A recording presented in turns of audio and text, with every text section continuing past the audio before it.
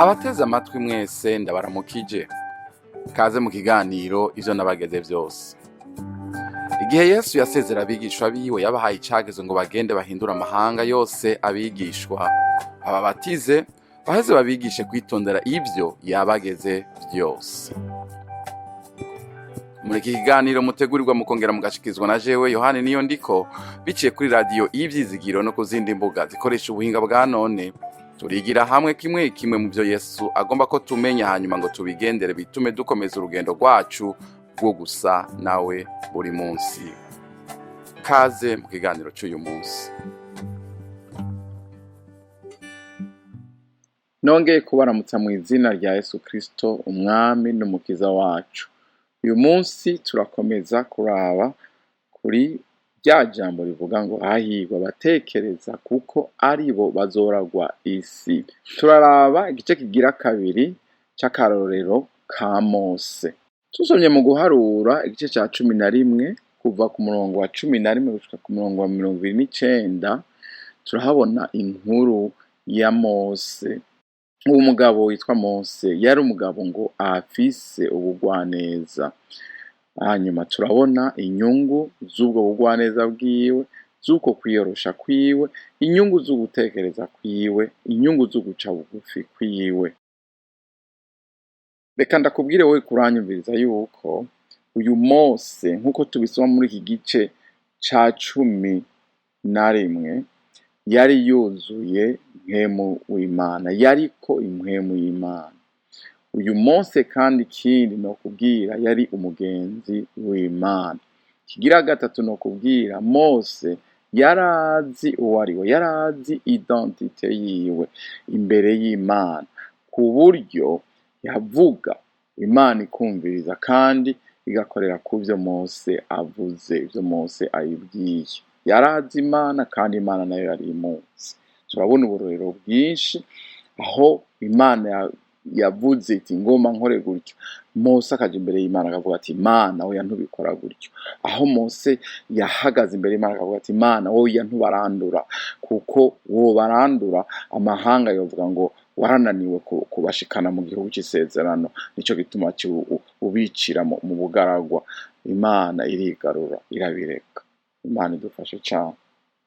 Bibiliya ivuga ko Mose yari umugwaneza wa mbere mu bandi bagabo bo mu isi yose. Hani mu guharura 12:3. Ngwaho abantu batangura kwidodomba, ngo baridodomba, ngo bidodomvye Imana irarakara, ngo haca haduka umuriro. Murumva umuriro ubadukamwo, wadutse ngo ku maperiferi hariya ku mpera z'ikambi bari aho bari babaye. Ngo Mose aratakamba arasenga, Bibiliya ivuga ngo umuriro urahagarara. Mwumve uwo mukozi w'Imana Mose, amasengesho yiwe yabasha kuzimya umuriro watewe n'uburake bw'Imana. Imana idufashe cyane kandi Imana idushoboze, abantu b'Imana twamenye Imana, twakijijwe, tw'abanyamasengesho, tw'abantu basenga, duhagarike ibyago n'ibiza biza bivuye aho bivuye hose, vyaba ivy'Imana irekuye bikaza. Tuba abantu bahagarara mu kirengero, abakozi b'Imana, tube abantu b'Imana basenga, tugasubiza inyuma, tukica imigambi yose y'abadayimoni byose Satani arakora byose. Imana idufashe. Ngo bigeze aho ngo ikivange c'abanyamahanga cari muri bo, cari mu Bisirayeli, ngo kirongera gitangura kwidogera ugukumbura ivyo muri Egiputa, kubifuza inyama. Abisirayeli nabo nyene bajamwo, bifuza gusubira muri Egiputa. Bakumbuye inyama, baravuga bati ninde yoduha inyama? Imana ngo iravyumva irarakara. Mose nawe ngo aravyumva nyene, ngo yumva Abisirayeli ngo baririra ngo mu mahema yabo, bavuga bati ninde yoduha inyama? Mose ngo avyumvise nawe ngo arababara, ngo acaje imbere y'Imana ariratewe, Mana we nagukoreye iki gituma undemeye ku mutwaro uremereye utya w'aba bantu? Jewe narabavyaye, jewe none ngire gute ga Mana? Imana iramwumva, Imana yumva gutakamba kwa Mose. Imana rero ikiramubwira iti ehe rero ndakubwire Mose, ejo muzorya inyama, ubabwire ko bazorya inyama, kandi ati ntimuzozirya umunsi umwe canke iminsi ingahe, muzozirya mpaka muzihage. Mbavuga ikintu kimwe ngaha, Mose ntiyavyizeye kuko yaravye ubwinshi bw'abantu, aca arakekeranya aravuga ati ivyo mvuze vyoshoboka gute? Vyoshoboka gute abantu bangana gutya? Ati inyama zo kubakwira zova hehe? Ariko Imana iravuga iti ukuboko kwanje si kugufi, ndashoboye kubikora. Ati mbere uzoraba kwico navuze kitazoshika. Imana idufashe cyane kwizera, Imana idufashe kwizera ico ivuze no kurindira. Mbega Imana hari ico yakubwiye? Hari ico Imana yakubwiye mu nzozi, yakubwiye mu buhanuzi, hari ico Imana yakubwiye muri ka kajwi kongorera canke mu ijambo ryayo. Ivyo yakubwiye muntu we izobishitsa, kuko imbere yayo kuri yo nta kidashoboka. Ukuboko kwayo ntabwo ari kugufi ngo kunanirwe gukiza. Imana idufashe cane, Imana idushoboze. Ukuboko kw'Imana kurashoboye.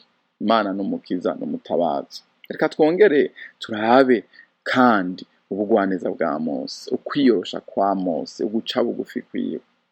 Ndakwibutse ko turiko tuvuga ku cagezwe Yesu yatanze, avuga ati gutekereza, hahirwa abatekereza, hahirwa abiyorosha, abaca bugufiya, ngo abo bazoragwa isi. Aha ni muri Matayo 5:5.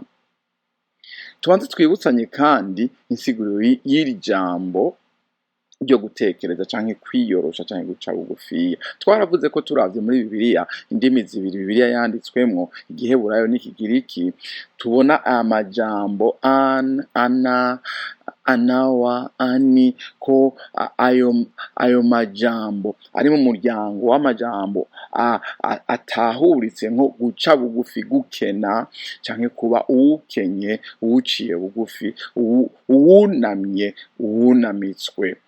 Mu Kigiriki hagakoreshwa amajectife nka tapeinos, tapeinophron, tapeino, avuga canke asigura gucisha bugufi, kunamika, kumanura. Harimo irindi jambo rikoreshwa ryitwa macros. Macros murazi microscope canke ico bita rugagamisha, kimwe cacuma bapimiramwo kwa muganga bakabona inzoka ziri mu muntu canke ubundi burwayi buri mu muntu.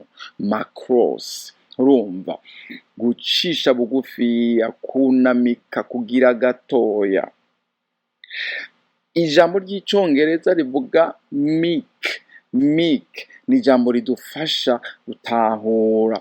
Umuntu ari meek ni wa muntu yihanganira imibabaro, akayihanganira, urumva, atawe agiriye inzika n'abariko bamugirira ibintu bitari vyo, bitameze neza, akavyihanganira. Kandi rero iri jambo meek ntirivuga ngo umuntu abaye meek canke abaye aciye bugufiya ngo n'umunyantege nkeya, ahubwo mbere ubiravye neza bigaragaza inkomezi, bigaragaza ko umuntu ari umunyenkomezi, arafise ububasha ariko yahisemwo kutabukoresha, arafise inkomezi ariko yahisemwo kutazikoresha. Imana idufashe. Aya majambo twaravuze ko yumvikana afise insiguro y'ukunama, y'uguca bugufiya. Igikorwa cyo kunama, cyo guca bugufiya gishobora gukorwa mu buryo bubiri nk'uko twabivuze. Umuntu ashobora kunama yunamitswe, acishijwe bugufi, canke agashobora kunama ari we yabihisemwo, ari we yicishije bugufiya, ati reka nubaha Imana. Kwihana bivuga guca bugufiya, kwisonzesha n'ubundi buryo bwo guca bugufiya. Imana idushoboze cyane kandi dufashe. Ushobora kuba ari wewe wicishije bugufi mu buryo bwo gushira imbere uwundi muntu, umubanyi, umugenzi, wo mukorana canke uwo mwigana, uwo mugendana. Twaravuze akarero kuri Aburahamu yashize imbere umuhungu wabo Loti, ati yewe Loti mwananje, banza uhitemwo aho ugomba kuja, aho ugomba kwerekeza, nanje nuhitamwo hariya ndahitamwo hasigaye. Imana idufashe cyane. N'ubu tumba kuvuga Mose ingene yashize imbere abandi bantu, ingene yadugije abantu akabashira imbere, akavuga ati bareke Imana idufashe cyane. Waba ucishijwe bugufi canke waba ari wewe wicishije bugufi, Bibiliya ivuga ko hahigwa abaciye bugufi, hahigwa abiyorosha canke aboroheje, hahigwa abagwaneza, aba ngo bazoragwa isi. Twaravuze kandi turabona mu gitabo cyo Guharura 12 umurongo wa 3 ko Mose yari kandi ari akarorero kadasanzwe kuko guca bugufiya kubu bugwaneza. Reka turabe ingene uyu Mose yagaragaje ubu bugwaneza mu gushira imbere abandi, mu kwifuza ko abandi bomera nkawe. Mu gitabo cyo Guharura nk'uko twamaze kubivuga muri cya gice cya 11 niho dukomeje kuraba, turabona Mose aturika akarira akabaza Imana igituma yamuhaye umuzigo uremereye w'abantu batagondwa izose, abantu bagoye Abisirayeli baguma bidoga bamwidodombera bakamugora. Hanyuma Imana yaciye imubwira ibintu bibiri. Icambere iti izo nyama bifuje ngomba ndazibahe, kandi Imana yarazibahaye.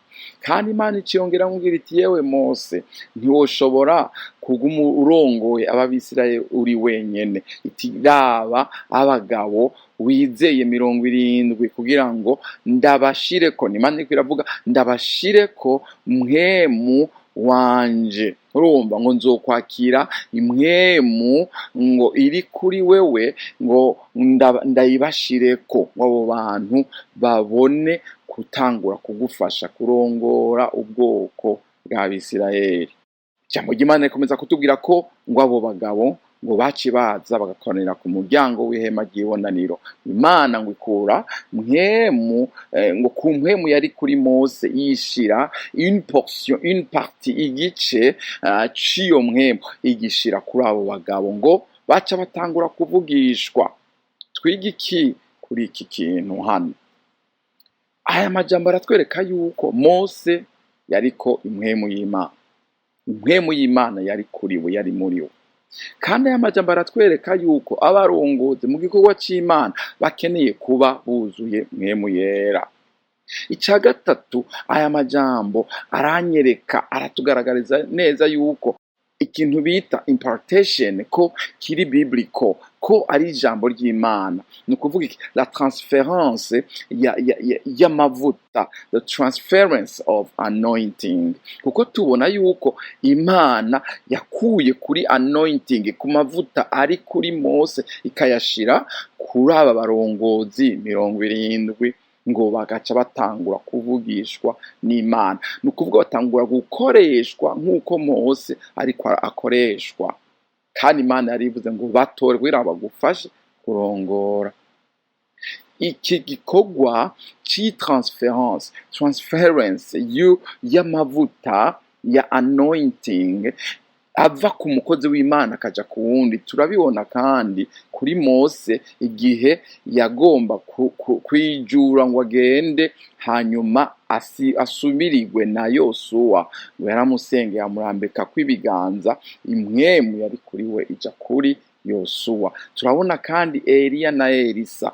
Eliya aduganywe mw'ijuru umutamana warakorotse, hanyuma Elisa arawutora, maze ngo ugaragaza ari ikimenyetso c'uko ingabire yari kuri Eliya yagiye kuri Elisa. Turabona Pawulo ategura abakozi b'Imana basigaranye ibikorwa bitandukanye, barongora amashengero atandukanye, ko yabigisha akabaduza akabageza ahandi hantu. Uku kubigisha no kubasengera no kumarana umwanya nabo bwari uburyo bw'ukugira iki, bw'uko amavuta ari kuri we aja kuri abo bantu. Turabona Pawulo na Timoteyo. Imana idushoboze cyane, Imana ishoboze abarongozi gukora igikorwa cyo kwigisha canke cyo gutoza canke cyo guforma abakozi bandi.